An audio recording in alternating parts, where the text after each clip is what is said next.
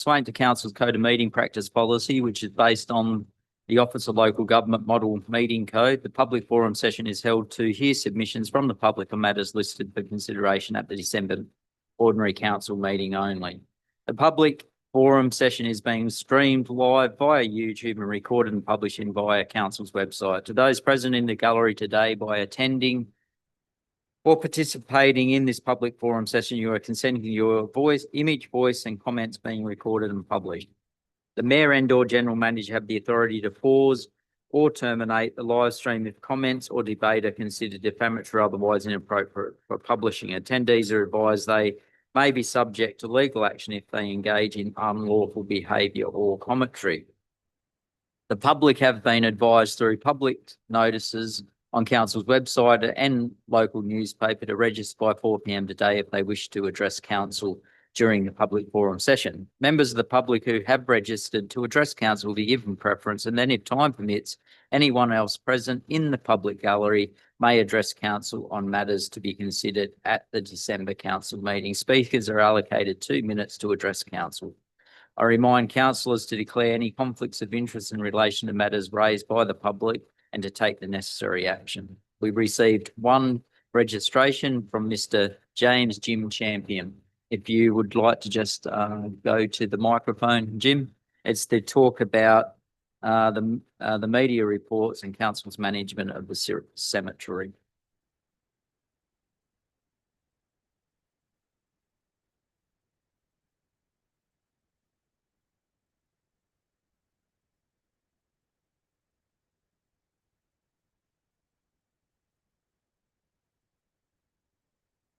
Basically, I'm here tonight to ensure that it comes directly from me rather than email or something like that. I've been speaking last week at last meeting.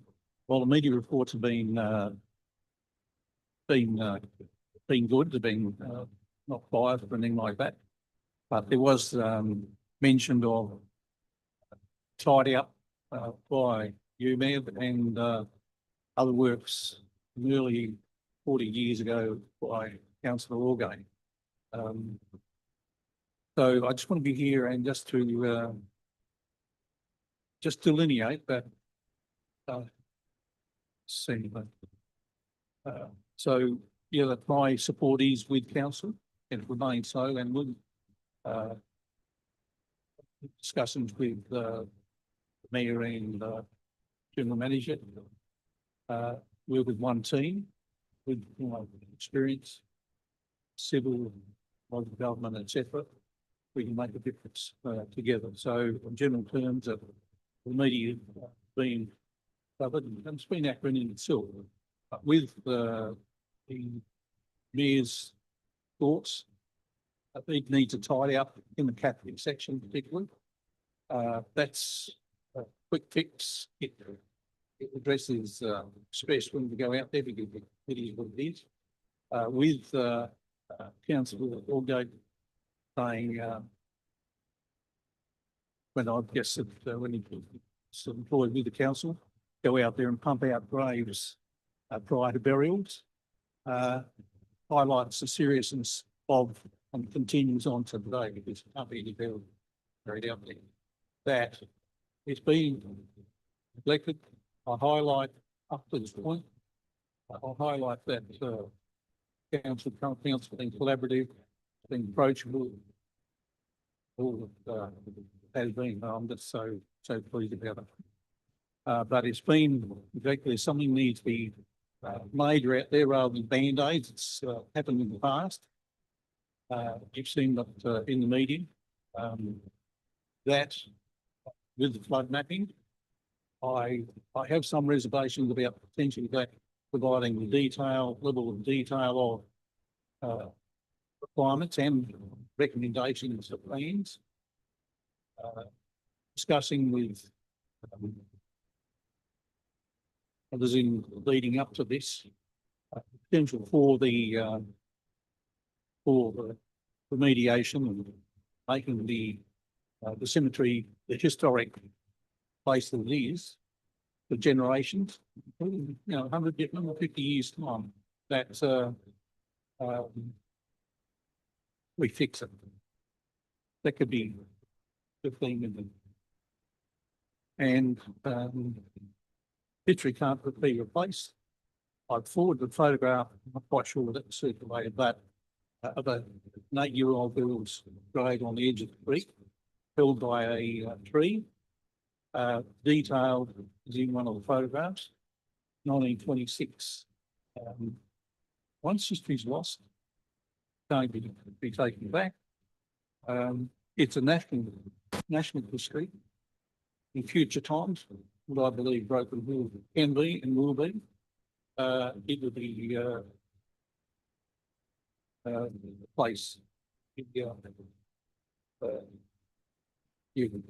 go to a little bit possibly.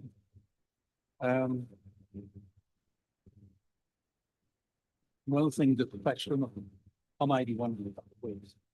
One thing that flashed through my mind before I get there, that I got there's 809 of them, and just feel there. Cap lamps, 50,000 out there, was paid to do something, or you get it because they can't. So I think there's a lot to be done with Silverpeak.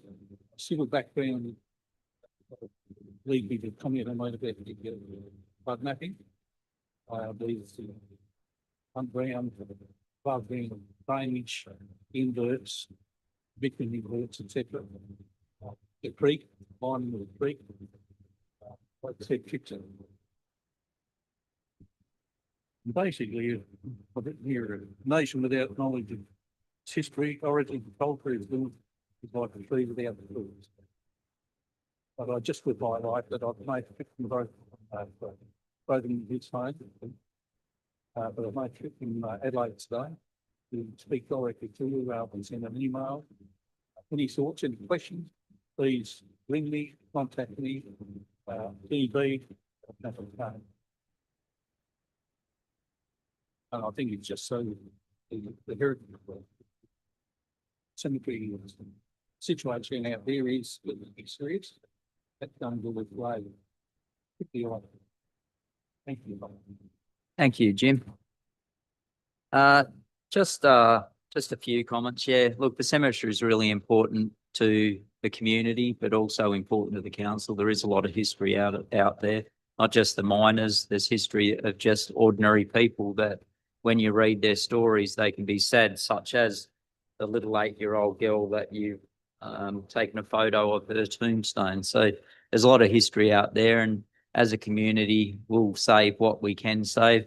Just for your information, to give you some sort of confidence in the report that is written and the mitigating report that will be written or developed after that by Torrent Consulting. They actually did the Lismore area as well. So they're the firm that actually has mapped out the whole of the flood area in areas such as Lismore and those other areas that were subject to heavy flooding.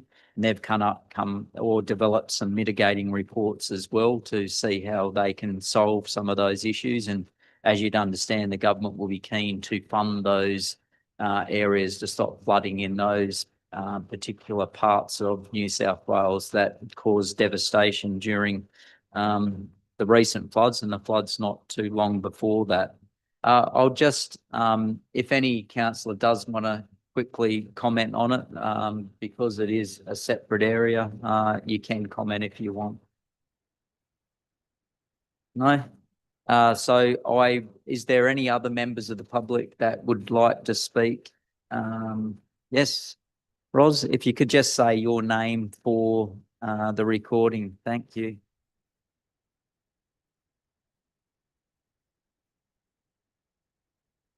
And just say what you're going to talk Ros about. O'Connor, I'm going to talk about the Light Film Festival.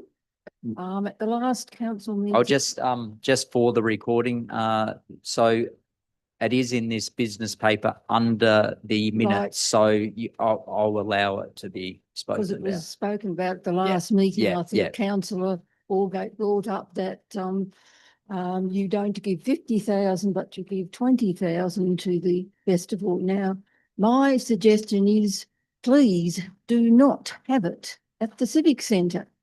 Have it at Sturt Park. It's always been at Sturt Park. I've went there ever since the start of the film festival.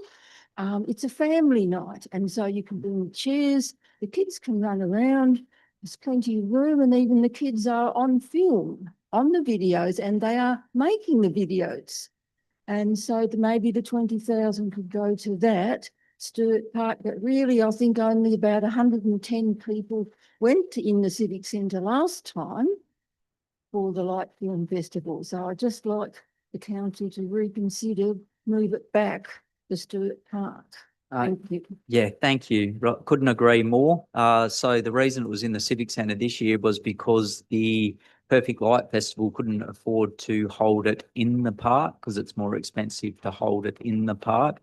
The 20,000 that council's giving won't be enough to run the Can I ask, project. do you spend it on any? They have the food stall set up by different. I don't know what they spend it on, but they The need big 50,000. screen set up. Yeah, the so there's stage. the stage. So 2,000, you'd think it'd be enough. no, it's not. So that's why they need $50,000 to run, and council's only willing to give 20,000. So they've got to get another 30,000 in sponsorships to run it. And the reason it was in the Civic Centre last year was they couldn't get enough money to hold it in the Sturt Park. Council contributed more than what they normally would, but it still wasn't enough to hold it in the Sturt Park. So not a decision of council to hold it in the Civic Centre. It was a decision of the Perfect Light Film Festival itself because it was cheaper. You wonder why or how, don't you? You do, but that's why it's up to them to put in the hard yards, make sure that they get some sponsors. The major sponsor was AGL. AGL stopped sponsoring the festival to the amount of money that it did, and hopefully they get another big sponsor that will allow them to continue to do that in the Sturt Park. And for me, I think they need to advertise it more and make it even a better night so that people stay there and watch it longer. Yes. Similar to Carols by Candlelight, that's a great show in there. The council supports that too, don't you? Council gives contributions to that. Because that's the same big stage and big screen, and people go along with their chairs and sit down and enjoy it. I know you agree with me on that. It's just a shame, isn't it? Because the Civic Centre is just not good for families. Well, it doesn't work, and it particularly didn't work this time. Thank you. There any other speakers? Do we close it or do we?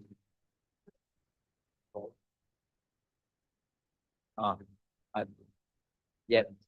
So we close the public, as there is no further speakers, we close the public forum